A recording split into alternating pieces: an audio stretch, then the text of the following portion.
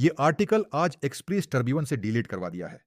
मैं उस उर्दू तर्जुमा जारी कर रहा हूं, उसे खुद भी पढ़ें और आगे भी फैलाएं कि दोबारा डिलीट करवाने से पहले 10 बार सोचें। Title: it is over author Zurain Nizamani ताकतूर बूढ़े मर्द और औरतें जो इख्तदार में हैं, उनके लिए यह खत्म हो चुका है।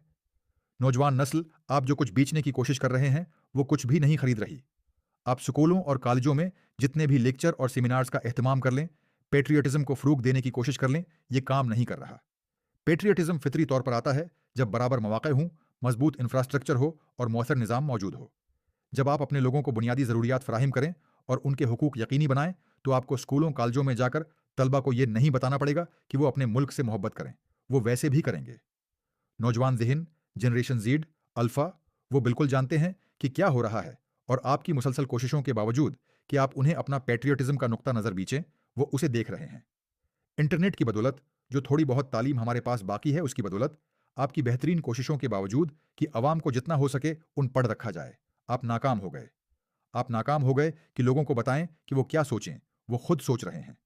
शायद वो अपने ख्यालात बुलंद आवाज से कहने से डरते हों, क्योंकि वो सांस लेना पसंद करते हैं, लेकिन वो आपके खुद साख्ता नेकी और फजीलत के निकाब को देख रहे हैं।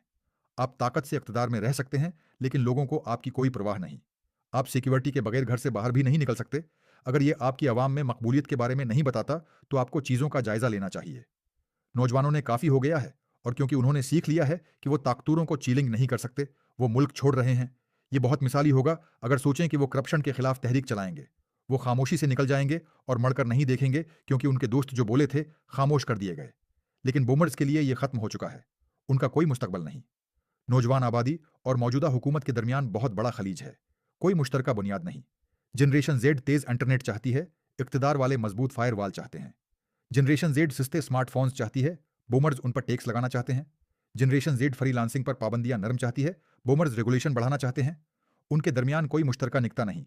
यही वजह है कि बूमर्स हार गए हैं। आप जितनी जंगें चाहें करवा लें, जनरेशन जेड उन पर मीम्स बना लेगी।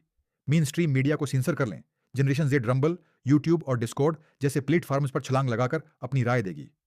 बूमर्स, अब आप ख्यालात को सेंसर नहीं कर सकते। वो दिन गए जब आप लोगों को बेवकूफ़ बना सकते थे। अब कोई बेवकूफ़ नहीं बन रहा। हाँ, हमारे पास लाइब्रेरियां नहीं। हाँ, अपार्टमेंट किराए पर लेना अफोर्ड नहीं कर सकते। हाँ, कार खरीदना अफोर्ड नहीं कर सकते। आपकी मेहनतों की बदौलत जो मईशत हमें सौंपी गई है, वो आपके अखलाक से भी बदतर है। लेकिन इस सब के बावजूद हम चलते रहते हैं। किताबों, सोशल मीडिया, काफ़ी शॉप्स, जितना मैं उनसे नफरत करता हूं, और डबल पीटी बीफ बर्गर्स में तसल्ली ढूंढते हुए हम गंदे पानियों में तीरते रहते हैं। हम आपकी टीवी पर तकरीरें नहीं देखते, क्योंकि अक्सर जो आप कहते हैं वो हंसी का सामान होता है। उसके लिए हमारे पास स्टैंड अप कॉमेडी है। मेन स्ट्रीम मीडिया क्यों देखें? वक्त बदल रहा है, और जितनी जल्दी आप समझें इतना बेहतर। लेकिन आपको परवाह भी नहीं। आपके बच्चे बाहर हैं, आप रोजाना लाखों कमा रहे हैं, आपके पास लामहदूद ताकत है, आप बेहतरीन खाने खाते और साफ पानी पीते हैं। आपको परवाह क्यों होगी? तब होगी जब आपको पता चलेगा कि कोई आपकी सुन नहीं रहा। जानते हैं क्यों? जनरेशन जेड ने हेडफोन लगा रखे हैं और स्पॉटिफाई पेड है। अगर सूरत हाल नाकाबिल बर्दाश्त हो गई, तो आधे के पास जाने के वसाइल होंगे। बाकी आधे आपको अपना म्यूजिक सुनवाएंगे, और अच्छे अंदाज में नहीं। बूमर्स, हम तंग आ चुके हैं। हम आपका बयानिया अब नहीं खरीद रहे। ये पुराना हो चुका है।